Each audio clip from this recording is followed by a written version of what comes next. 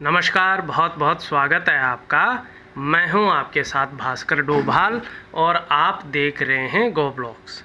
दोस्तों, ये पाम हमारे एक सब्सक्राइबर का है। ये एक महिला हैं। इन्होंने अपने पाम को एनालिसिस करने के लिए हमें भेजा है।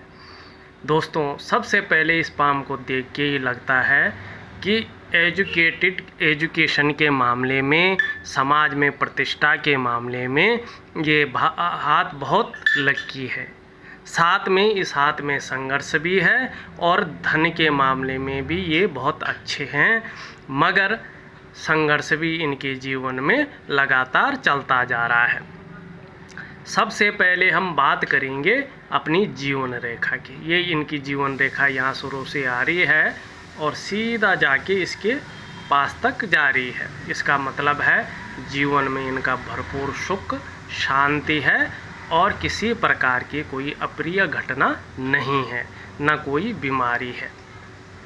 अब हम बात करें माइंड लाइन की। माइंड लाइन की सीधे आकर और ये इसका जो मुंह है वो चंद्र पर्वत की तरफ आ रहा है। इसका मतलब है कि इनकी जो कल्पना शक्ति है, जो सोचने की शक्ति है, जैसे एक कवियत्री की होती है जो कविताएं वगैरह लिखते हैं, इस तरह की इनकी जो कल्पना शक्ति है, ये इनकी कल्पना शक्ति बहुत अच्छी है। अगर ये लेखन का काम करे, कविताएं लिखें, कहानियाँ लिखें, तो ये इस चीज़ में यूज हो सकती है इनकी जो ताकत है।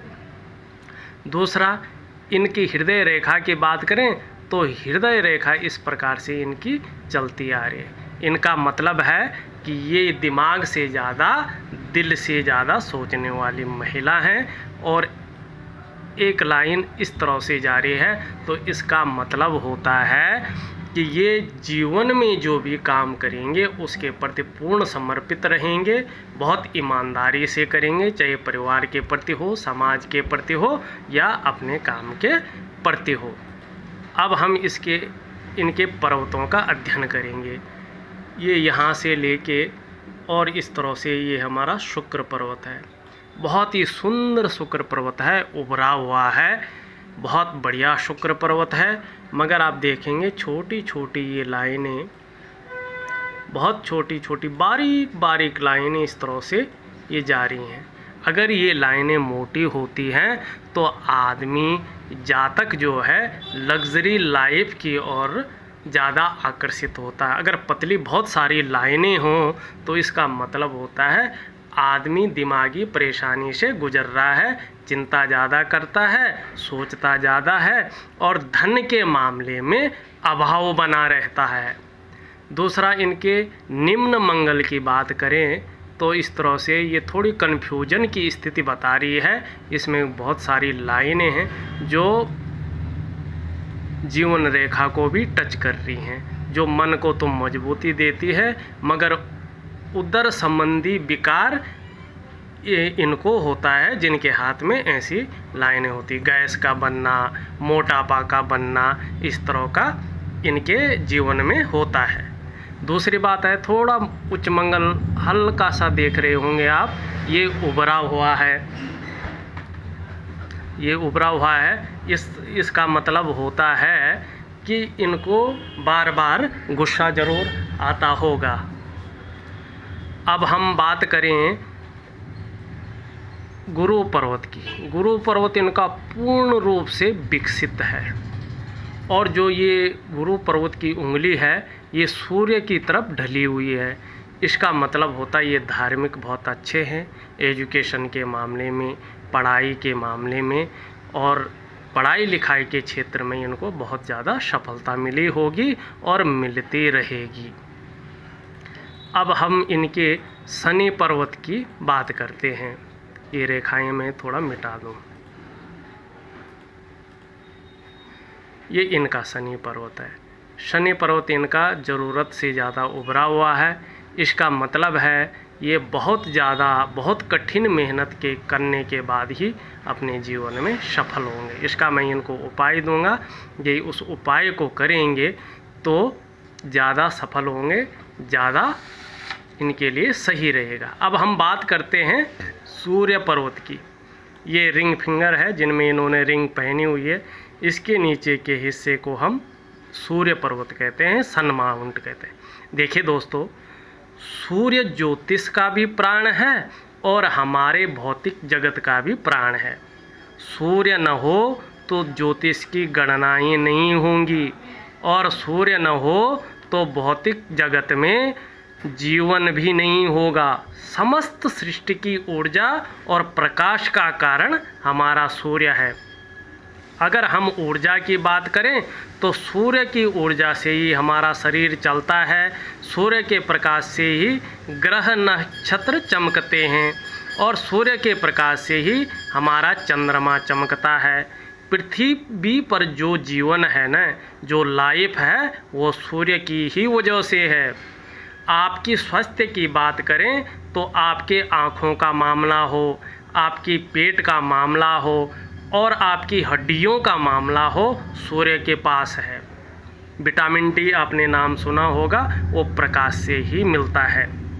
सेहत, राज्य, औषधि, पिता, खाद्य पदार्थ का कारक भी सूर्य है।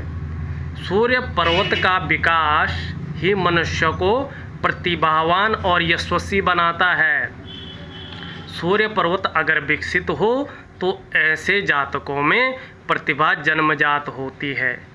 व्यावहारिक दृष्टि से ये ईमानदार तथा वैभवशाली जीवन जीने के इच्छुक होते हैं।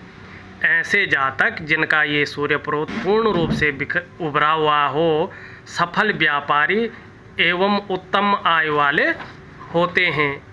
मगर इनका जो सूर्य पर्वत है वो विकसित तो है मगर हल्का बैठा हुआ है। इसका मतलब है ये जीवन में जो भी काम करेंगे उसकी बहुत ज़्यादा प्रसिद्धि इनको नहीं मिलेगी। अब ये देखो आप, ये एक लाइन आ रही है और ये विष्णु चिन्ह यहाँ पे भी बन रहा है, ये सन लाइन है। देखो, जीवन में प्रेम, सफलता और धन से भी बढ़कर महत्वपूर्ण होती है समाज में यश और सम्मान। सूर्य रेखा ये मस्तिष्क रेखा से आरंभ होती हो और स्पष्ट हो तो यो मानव जीवन के मध्यकाल मानी 35वें वर्ष तक उन्नति करता है। यह उन्नति जातीय योग्यता और मस्तिष्क शक्ति के अनुसार होती है।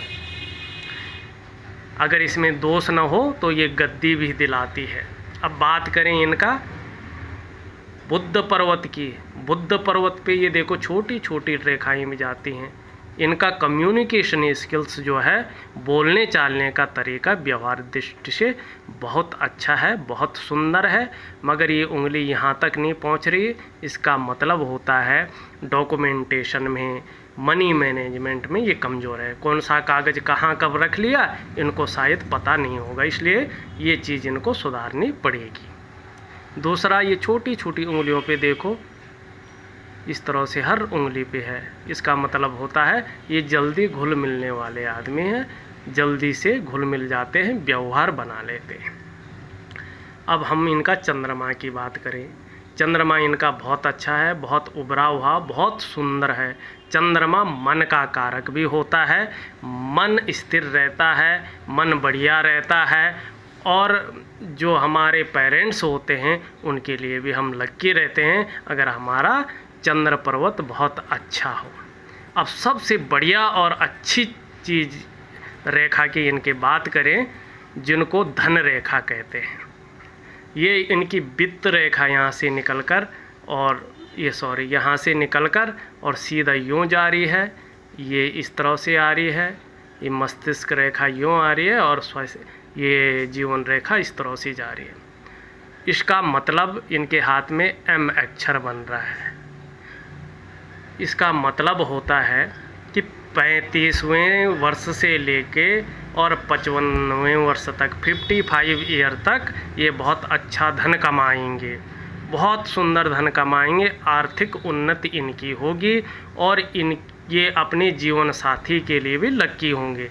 मगर थोड़ा सा देखोगे आप तो हर जगह पे इनकी हाथ में रेखाएं हैं। इसका मतलब है इनको संघर्ष भी बहुत करना पड़ेगा। संघर्ष चाहे आर्थिक मामले में हो, चाहे सामाजिक मामले में हो, चाहे पारिवारिक मामले में हो, इनका संघर्ष भी रहेगा। एक छोटा सा विश्लेषण किया है हमने। अगर आपको ये वीडियो अच्छी लगी हो तो प्लीज़ इसको सब्सक्राइब, लाइक और शेयर ज़रूर करें। आपका बहुत बहुत धन्यवाद।